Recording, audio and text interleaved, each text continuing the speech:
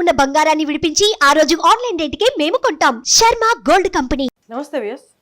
ఇప్పుడు జరుగుతున్న natural calamities, వానలు, వరదలు మన ఇండియాలోనే కాకుండా ఇవాళ రైట్ నౌ ఇప్పుడు జరుగుతున్నాయి, చైనాలో కూడా జరుగుతున్నాయి అన్నమాట.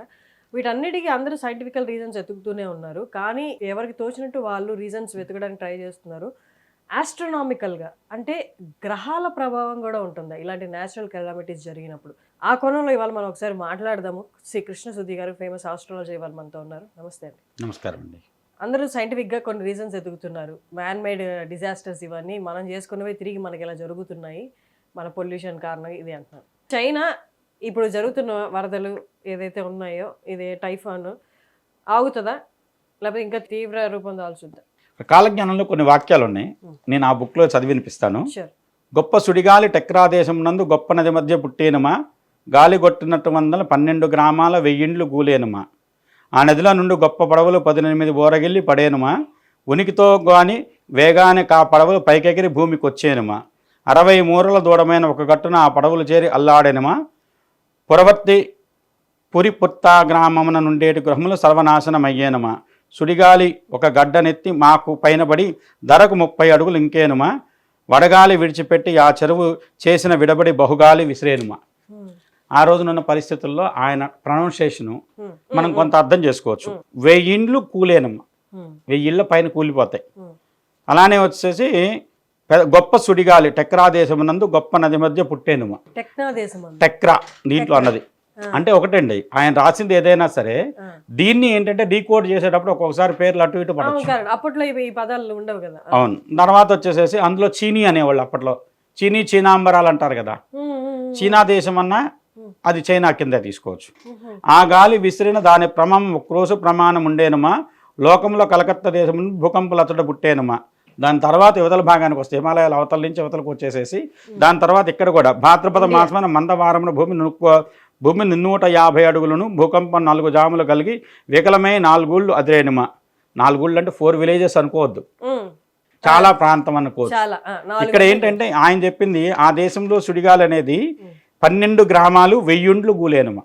ఓకే, ఇప్పుడు నెక్స్ట్ పరిస్థితి ఏంటి? చైనా పరిస్థితి ఇప్పుడు మీరు చదివిన దాని ప్రకారము చైనా కాదండి, ప్రపంచానికి ఒక రకమైనటువంటి ఉత్పాతాలు వచ్చేటువంటి సమయం కింద చెప్పచ్చు. ప్రపంచం. ఇంకోటి మన దేశం కూడా దీనికి ఏం ఎగ్జామ్షన్ కాదు. మనం ఆల్రెడీ చూస్తున్నాం కదా, కేరళ చూసాము, పైన మనాలి దగ్గర చూసాము, విజయవాడ చూసాము మొన్న. ఇంకా చెప్పాలంటే గుజరాత్ లాంటి ప్రాంతానికి కూడా విపరీతం ఉండే, వెస్ట్రన్ కోస్ట్ నుంచి కూడా ఒక పెద్ద సైక్లోన్ వచ్చి హిట్ అవుతుంది. దాని నుంచి కూడా చాలా ఇబ్బంది ఉంటుంది. గుజరాత్ మనకు వెస్ట్రన్ కోస్ట్లో ఉండేటువంటి పైన ఉండేటువంటి ముంబై నుంచి గుజరాత్ మధ్యలో ఉండేటువంటి ప్రాంతం ఏదైతే ఉందో ఆ ప్రాంతం కూడా ఎఫెక్ట్ అవుతుంది. ఆ తర్వాత వచ్చేసి ఒక సూర్యగ్రహణం, చంద్రగ్రహణం వెంటనే వెళ్ళిపోయినప్పుడు భూకంపము, తుఫాను లేదు 2 కలిపి కూడా రావచ్చు. మీకు క్లియర్గా 2-3 ఎగ్జాంపుల్స్ ఉన్నాయి. మన భారతదేశం సెంటర్గా వెళ్ళినటువంటి భూకంపాలు, ఒకటి కచ్, ఈ మహారాష్ట్ర నుంచి వెళ్ళినాయి. ఈ 2 తర్వాతలోనే ఆ ప్రాంతాల్లో భూకంపాలు వచ్చినాయి. కావాలంటే చెక్ చేసి చూడండి. ఇది నేనేది ఊరికే వచ్చేసి లెక్క కాదు, దానికి ఒక రకమైన క్యాలిక్యులేషను. వచ్చిన తర్వాత దాని నుంచి అతి తక్కువ సమయం, మ్యాక్సిమం టైం అయితే 6 నెలలు. అలానే సునామీ దానికి కూడా ఒక లెక్క ఉంది. అలా వచ్చిన దానికి ఎందుకు జరిగింది అనే దానికి, సునామీ వచ్చిన దానికి అప్పుడు కూడా ఒక గ్రహణం వచ్చింది. ఆ గ్రహణం నుంచి 6 నెలల టైం లోపల సముద్రం నుంచి ఒక ఉపద్రవం వస్తుంది అని చెప్పేసి ఉంది. మేబీ గ్రహణం అంటే ఒక ప్లానెట్ షాడో ఇంకొక ప్లానెట్ మీద పడ్డం కదా. మేబీ ఆ షాడో ఆర్ వాటి డిస్టెన్స్ మధ్య తేడాలు ప్రెషర్ క్రియేట్ చేసి అలా ఏమన్నా అవుతుందా? అదే కదండి, ఇప్పుడు మీకు గ్రహణం అనేది ఇప్పుడు షాడో అనేది చెప్తున్నారు మీరు. షాడో అనేది దేని షాడో? భూమి షాడో ఒక సందర్భంలో భూమి నీడ చంద్రుడి మీద సూర్యుడి కాంతి పడకుండా అడ్డుపడుతుంది, అది చంద్రగ్రహణం అవుతుంది. ఇది ఏంటంటే భూమికి సంబంధించినటువంటి ఉపగ్రహం దాని నీడే కదా. రాహుకేతువులు నథింగ్ బట్ షాడోస్ కదా, నోట్సే కదా మనం చెప్పి. రాహుకేతువులు గ్రహాలు కాదు కదా, మేము చెప్పేది కూడా ఛాయాగ్రహాలు అనే చెప్తున్నాం. ఆ రోజునంత మేమలాగా చాలా మంది ప్రశ్నించేటువంటి పరిస్థితి లేదు కాబట్టి దాని ఒక కథలాగా చెప్పారు, కథ రూపంలో చెప్పారు. ఇవాళ రోజు మన చిన్న స్టేజ్లో ఉన్న వాళ్ళకండి దాన్ని ఒక రైమ్ గానో కథలాగానో వాళ్ళకి ఫీడ్ చేస్తున్నాం మన సబ్జెక్ట్ని. అలా తీసుకున్న దాన్ని వాళ్ళకి గుర్తుండిపోతుంది. అలానే ఈ కథలు కూడా చెప్పారు. వాళ్ళ రాహుకేతులు ఛాయాగ్రహాలు ఛాయాగ్రహణం. సర్పాలు లాంటి వచ్చేసి రాక్షసులు దేవతల పంక్తిలో కూర్చొని రాహు అనే రాక్షసుడు అమృతం తాగాడు, అందుకని వచ్చేసి విష్ణువు చక్రంతో ఖండించాడు, సృష్టికి ఈ మూల ఒకటి ఆ మూల ఒక దాన్ని పడేశాడు, దానివల్ల వచ్చాయి రెండు వచ్చేసి రాహుకేతు సూర్యచంద్రులు చెప్పారు కాబట్టి సూర్యచంద్రులు మింగుతూ ఉంటాయి రాహుకేతువులు అనేటువంటి గ్రహణాలకు కారణం అవుతున్నాయని చెప్పి అవి నీడలే. ఎందుకంటే మీకు వరాహమీరుడు బృహజ్జాతకం ఉందండి. బృహజ్జాతకం బృహత్ సంహిత అనే సంహితా భాగం ఏంటంటే మాకు చెప్పేది నేచర్కి వచ్చేటువంటి ఇబ్బందులు, సృష్టికి సంబంధించినటువంటి ఏ ప్రాంతంలో ఏ గ్రహం ఎక్కడుంటే ఏ రకమైనటువంటి ఉపద్రవాలు లాంటి మంచి ఏంటి చెడు ఏంటి చెప్తాను. అలానే జాతక భాగం ఏం చెబుతుంది, వ్యక్తిగత జాతకాలు చెప్తుంది. ఇప్పుడు ఉన్నారండి చాలామంది, ఇప్పుడు మొన్నటిదాకా తెలంగాణ ప్రాంతానికి వేసిన ముఖ్యమంత్రి రాహుదశలో ఆయన 10 ఏళ్ళు రాజ్యం చేశాడు. అలానే ఇప్పుడు ఆంధ్రప్రదేశ్కి ముఖ్యమంత్రిగా ఉన్న ఆయన జాతకంలో రాహు మహర్దశ నడుస్తుంది. అలానే ఇవాళ ప్రధానమంత్రిగా ఉన్న ఆయన జాతకంలో రాహు వల్ల ఆయన ప్రధానమంత్రి అయ్యాడు. ముఖ్యమంత్రి అంతకుముందు రాహుదశ మొత్తం కంప్లీట్గా ముఖ్యమంత్రిగా కంటిన్యూస్గా 3 టర్మ్స్ చేసి వచ్చి ఇవాళ ప్రధానమంత్రిగా 3rd టైం ఎలక్ట్ అయ్యాడు. రాహు గురుడు ఇద్దరు కలిసి యోగం చేశారు. ఇవి ఏంటంటే మీ 10 సార్లు 10 రకాలైనటువంటి అదే వరుసలో అదే రకమైనటువంటి పరిస్థితికి 10 మందిలో గమనించినప్పుడు 11వ వాడికి అలా చెప్పడం జరుగుతుందని చెప్పడం పెద్ద కష్టమైన పని కాదు కదా. జ్యోతిష్ శాస్త్రం అదే చెప్తుంది.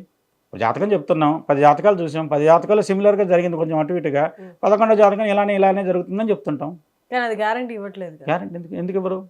మరి ఫెయిల్యూర్స్ ఉన్నాయి కదా జాతకాలు. ఇప్పుడు ఒకటండి, ఇప్పుడు డాక్టర్స్ ఉన్నారు, సర్జరీస్ 100 సర్జరీస్ చేశాడు, ఒకటి కూడా ఫెయిల్యూర్ ఉంటుందా?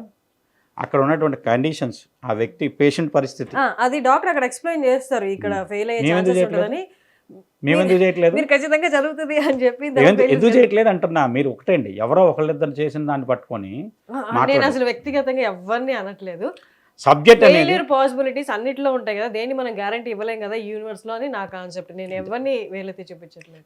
వాళ్ళు తీసుకునే దాన్ని బట్టి క్యాలిక్యులేషన్ కూడా ఒక్కొక్కసారి కొంచెం అటు ఇటు జరుగుతుంది.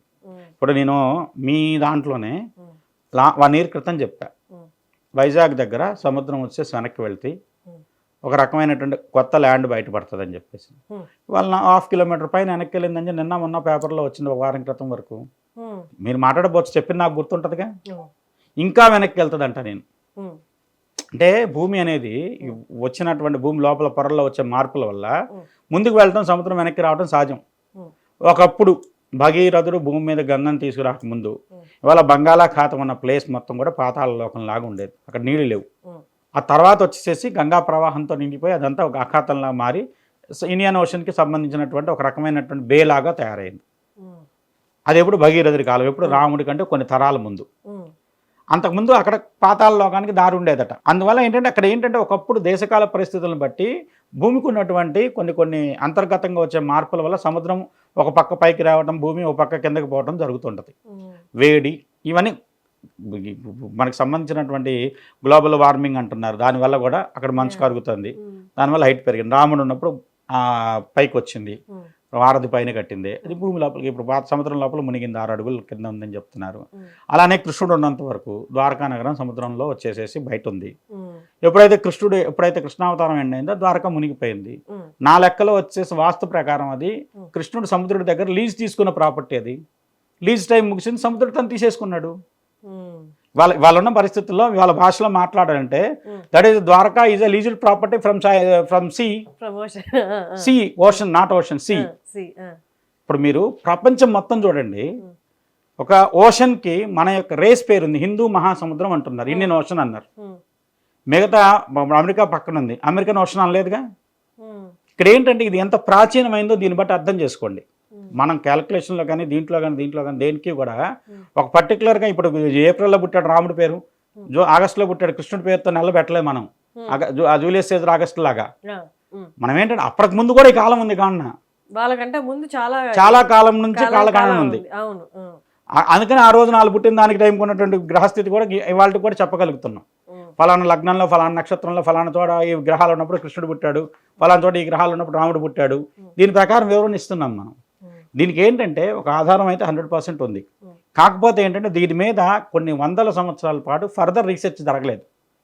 ఈ సబ్జెక్ట్ కరెక్ట్గా వాడితే చాలా ఉపద్రవాల నుంచి మానవాళ్ళని కాపాడటానికి ఉపయోగించుకోవడానికి ఈ జ్యోతిష్ శాస్త్రాన్ని సరిగ్గా వాడుకోవచ్చు. ఓకే, తర్వాత మన బ్రిటిష్ రూలింగ్ వీటన్నిటిలో ఎక్కడో ఈ చైన్ కట్ అయ్యి వీటి మీద బ్రిటిష్ రూలింగ్ కాదు, అంతకు ముందు కూడా ఈవెన్ 13th 14th సెంచరీ దగ్గర నుంచి కొంతవరకు దీని మీద అంత ప్రాపర్ వర్క్ జరగలేదు. అంటే అప్పుడు అనుకూల వాతావరణాలే ఉన్నాయి కదా. ఒక నలంద యూనివర్సిటీని కాల్ చేశారు. కొన్ని నెలల పాటు తగలబెడితే కానీ తగలబడలేదు. అంత పెద్ద గ్రంథాలయం, అవును, వాస్ట్ లైబ్రరీ కదా. అది కొన్ని నెలల పాటు తగలడింది, మొత్తం తగలబెట్టండి. ఏమిటంటే ఆయనకు వచ్చిన రోగం తగ్గించినందుకు ఇంత తెలివైన వాళ్ళు ఉంటే ఈ దేశం మరీ ముందుకు వెళ్తుంది, ఎప్పటికైనా మనకి ఇబ్బంది, మొత్తం దాన్ని తెలివిని మొత్తాన్ని చంపేద్దామని చెప్పి చేసిన ప్రయత్నం. ఇప్పుడు ఇది ఒకటే కాదు కదా, అంతకుముందు దేవాలయాలు ఎన్ని కోట్ల సంపద ఉండేది. ఇవాళ మీరు ఒక్క కేరళలో తిరువనంతపురంలో ఉన్నటువంటి సంపదను చూసి అబ్బో ఇన్ని లక్షల కోట్ల అనుకుంటున్నారు. సోమనాథ్ టెంపుల్ ఎంత వ్యాస్ట్. సోమనాథ్ టెంపుల్ ఇవాళ చూడండి, అక్కడికి వెళ్తే ఒక పిల్లర్ ఉంటుంది. This is the last man made construction through the south pole. అక్కడ దాని మీద రాసి ఉంటుంది అప్పట్లో, man made structure through the south pole. మనకు చివర ఉన్నటువంటి భూమికి దక్షిణాన ఉన్నటువంటి దాని వరకు ఇదే లాస్ట్ కన్స్ట్రక్షన్. దీని తర్వాత వాళ్ళ కన్స్ట్రక్షన్ లేదు. ఇక్కడ నుంచి చివరి దాకా స్ట్రైట్ లైన్ చూస్తే ఎక్కడ కన్స్ట్రక్షన్ లేదు. ఆ రోజున అంత నాలెడ్జ్ ఎక్కడ పోయింది? మరి మనకున్న నాలెడ్జే కదా, దాంతోనే వాళ్ళు చేసింది.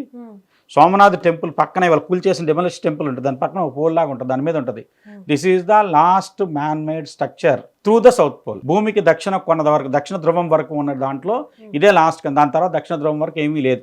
మెయిన్ రీజన్ ఏమంటారు? మనకి దాని మీద అంత అధ్యయనం చేయలేకపోవడానికి, చేయనివ్వటం లేదు. వాళ్ళ పరిస్థితులు, వాళ్ళ గవర్నమెంట్ ఉందండి, మనకి వీళ్ళందరికీ కూడా తెలుసు.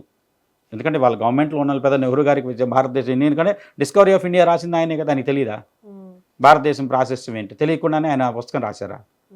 కానీ ఏంటంటే ఉన్న రాజకీయ పరిస్థితుల్లో మిగతా విషయాల్లోనూ వాటి మీద ఉన్నటువంటి శ్రద్ధ మన యొక్క జాతి పునర్నిర్మాణానికి సంబంధించినటువంటి వేగవంతమైనటువంటి ప్రణాళికలు ఏవి చేయలేకపోవటం ఒక రకంగా ఏంటంటే మన జాతికి ఉన్నటువంటి కొంచెం ఇబ్బందికరమైనటువంటిది. మనం విశేషం ఏంటో మనం తెలుసుకోలేకపోతున్నాం.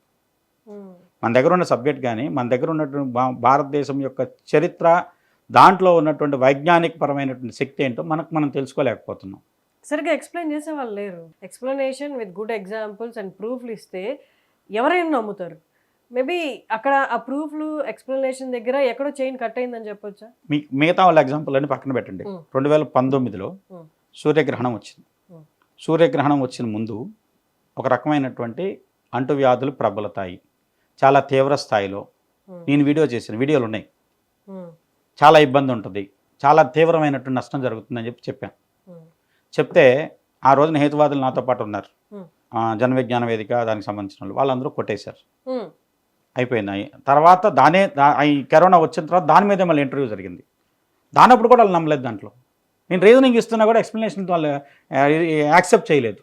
సో ఇక్కడ నుంచి ఇదేదో 5 ఏళ్ల గురించి కూడా చెప్పారు మీరు. వాటర్ రిలేటెడ్ ప్రాబ్లం అంటే నేషనల్ కెలామిటీస్ జరుగుతాయి జలానికి సంబంధించి. ఎప్పుడైనానండి భూమి పుట్టుకు దగ్గర నుంచి చివరి వరకు కూడా ప్రళయం నీళ్లతోనే ఉన్నది సృష్టి. కానీ ఇప్పుడు దేవతలు కూడా శక్తి లేదండి. వాళ్ళకి ఏం శక్తి కావాలంటే ఏం చేశారు? సముద్రాన్ని మదించారు. వాళ్ళు మనకు క్షీరసాగరాన్ని మదిస్తే లక్ష్మీదేవితో సహా ఐరావతం సహా అన్నీ పుట్టుకొచ్చినాయి. సరే, అది ఏదో పుక్కిడి పురాణం. అమెరికన్ రెవల్యూషన్ ఏంటి? బోస్టన్ టీ పార్టీ అనేది ఏంటి చెప్పండి? అమెరికన్ రెవల్యూషన్ టైంలో అమెరికాలో ఆర్థిక మాంద్యం ఏర్పడింది. ఏర్పడితే అన్నీ తీసుకెళ్లి వస్తువులను తీసుకెళ్ళి సముద్రంలో పారేసేసి మళ్ళీ రీప్రొడక్షన్ స్టార్ట్ చేశారు. అలా అమెరికన్ ఎకానమీ మళ్ళీ రీగెయిన్ అయింది. రీప్రొడక్షన్ అంటే ఎందుకు పడేసారు? ఎందుకు ప్రొడక్షన్ అంటే మాంద్యం అంటే ఏంటంటే ఎవరు వస్తువు కొనేవాళ్ళు లేరు.